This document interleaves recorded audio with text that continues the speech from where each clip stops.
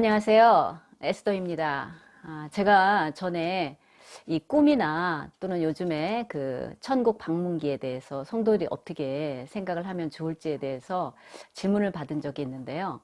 오늘 마침 성경 통독의 본문에서 그 내용이 나와서 그 부분을 좀 생각을 해보겠습니다. 예수님께서 이제 오실 때가 가까이 오면서요, 이 성도들이 반드시 생각해야 될 것 중 하나가 영적 분별력이지요. 더군다나 요즘에는 뭐 영상 시대, 유튜브 시대인데 뭐 정보가 엄청나게 쏟아집니다. 그런 속에서 진짜와 그리고 가짜를 분별하기가 참 쉽지가 않습니다. 사실 고대 이스라엘 백성들에게도요, 영적 분별력은 참 중요한 문제였습니다. 이제 그 죽음을 코앞에 둔 모세가 가나안 땅에 입성할 신세대를 보면서 아유, 막내딸이 시집가느니 내가 가는 게 낫지라는 그 우리 옛날의 속담처럼 정말 이스라엘 백성들의 그 장래가 걱정이 돼서 정말 어쩔 줄을 몰라 합니다. 그러면서 이제 12장과 13장에서 여호와 유일 신앙이 얼마나 절대적으로 중요한지를 말하고 있습니다. 12장이 가나안 땅에서 그 외부로부터 받는 미혹에 대한 것이라면요, 13장은 이스라엘 공동체 내부에서 일어나는 미혹에 대해서 말하고 있습니다. 성경 시대에는요, 선지자나 꿈이 하나님께서 계시를 주시는 대표적인 방법인데, 오늘 13장을 보면요, 그것이 악용되는 것이죠. 그런데 히브리어 성경을 보면요, 12장 32절이요, 13장 1절에 나와 있습니다. 즉, 모세의 말씀에 가감하지 말라라는 말씀과 거짓 선지자와 꿈꾸는 자들을 조심해라 라는 말씀이 1, 2절에서 연결이 되는 거죠. 이렇게 1, 2절을 연결해서 보면요, 새로운 계시는 모세의 법을 기준으로 해서 거기에 비추어 보아야 된다라는 말씀입니다. 기독교 역사에서도요, 사실 거짓 종교는요, 항상 새 것을 가지고 유혹을 합니다. 그런데 이 거짓 선지자를 분별해내기 어려운 것은요, 그들이 이스라엘 공동체, 언약 공동체 안에 있다는 겁니다. 분별하기가 더 어려운 것은요, 그들도 이적과 기사를 행한다는 거예요. 예컨대 그들이 뭐 병을 고친다거나 또는 꿈이나 예언이 적중을 한다면 얼마나 사람들이 놀라겠습니까? 그러니까 모세는 거짓 선지자들도 신적인 권위를 가질 수 있다라는 것을 분명히 밝히고 있습니다. 저도요, 남편의 유학 때문에 런던에 산 적이 있었는데 그때 한 교회를 참석해서 제가 직접 기적을 보았어요. 다리 한쪽이 짧은 자매가 있는데요, 강사가 등을 툭툭 치면서 In the name of Jesus, in the name of Jesus 하면서 하니까요, 진짜 다리 하나가 조금씩 길어지는 거예요. 제가 일부러 앞에 나가서 가까이 보았거든요. 그때 교회 바닥에는요, 많은 사람들이 실신해서 넘어져 있었어요. 그런데 그 사람들의 얼굴이요, 좀 괴로워 보였어요. 그리고 또한 앞에서는 소위 기적이 막 그렇게 일어나고 있는데 뒤편에는 젊은 사람들이 잡담을 하고 웃고 하면서 영 분위기가 좀 어색했습니다. 마음이 불편해서 그 교회에 더 이상 출석하지는 않았습니다. 선지자는요, 히브리어로 나비인데 이 선지자들은 하나님께 계시를 받아서 백성들에게 전달하는 사람이었죠. 그런데 혼탁한 시대였던 북왕국의 아합 왕 시대 때는요, 대부분이 다 거짓 선지자가 아니었습니까? 뭐 그들이 의도적으로 그랬다기보다는 거짓말하는 영에 의해서 속임을 당했다라고 성경은 말하고 있습니다. 또한 모세는요, 거짓 선지자들의 목적과 의도를 파악하라고 합니다. 그 거짓 선지자들의 궁극적인 목적은요, 결국 여호와 하나님을 배반하게 하는 것이었습니다.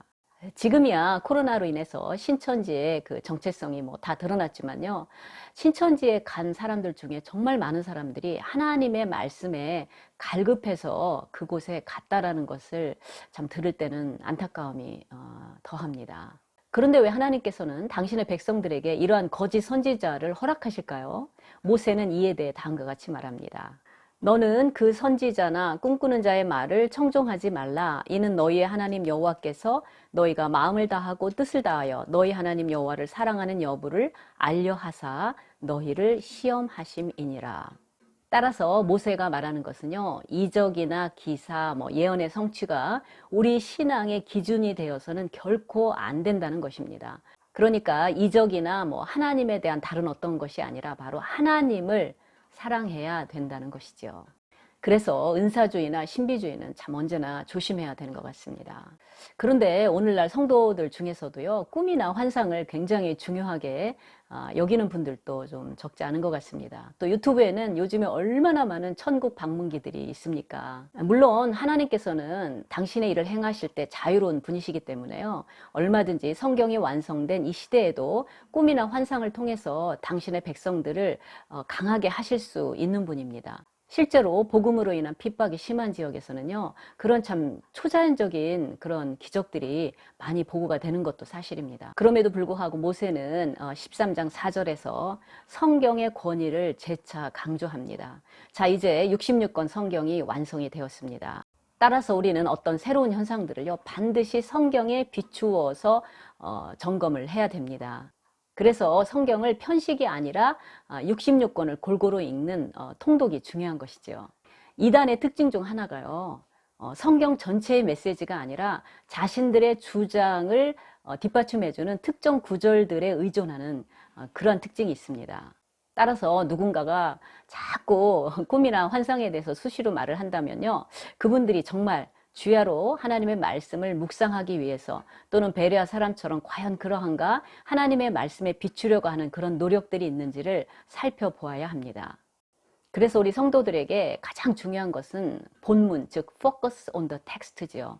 그래서 본문 밖으로 나가지 않도록 정확한 해석을 하기 위해서 조심하고 애써야 되는 것이죠. 성령님은요, 절대로 성경에 반해서 그렇게 역사하시질 않습니다. 그래서 추가적인 계시를 조심해야 되는 것이죠. 성령께서는요, 어떤 꿈이나 계시 등등을 통해서 우리에게 말씀하기를 원하시는 것보다는 기록되고 완성된 하나님의 말씀을 통해서 우리에게 말씀하기를 원하시기 때문에 우리 역시도 하나님의 말씀을 통해서 성령의 음성 듣기를 사모해야 된다는 것이죠. 오래전에 내가 본 천국이라는 그 책의 저자, 그리고 한국의 대형 집회 강사였던 펄시쿨레라는 사람의 실체가 이미 밝혀지지 않았습니까? 나 같은 사람은 교회 가지 않아도 된다 그러면서 예배도 드리지 않고요, 성경도 읽지 않는 사람이었다는 것입니다.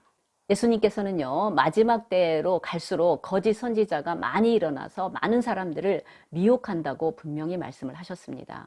사도 바울도요, 사단의 일꾼도 의의 일꾼으로 가장한다고 했습니다. 여기에서 이 가장한다라고 번역된 그 말이요, NIV 영어 성경에서는 masquerade라고 번역이 되어 있습니다. 요즘이 마스크 의무 시대라 좀 흥미로운 단어네요. 우리의 영적인 원수는요, 온갖 방법을 다 동원해서 하나님의 백성을 미혹시키려고 애를 쓴다고 했습니다. 그리고 그런 일들은요, 바로 사단의 일꾼들을 통해서 우리 주변에서 얼마든지 일어날 수가 있다는 것이죠. 결론적으로 첫째, 거짓 선지자는 항상 존재한다는 것. 두 번째, 그들도 신적 권위를 가질 수 있다는 것. 그래서 세 번째로 우리는 항상 분별의 안테나를 작동시켜 놓고 있어야 된다는 것을 오늘 신명기 12, 13장을 통해서 묵상을 해보았습니다.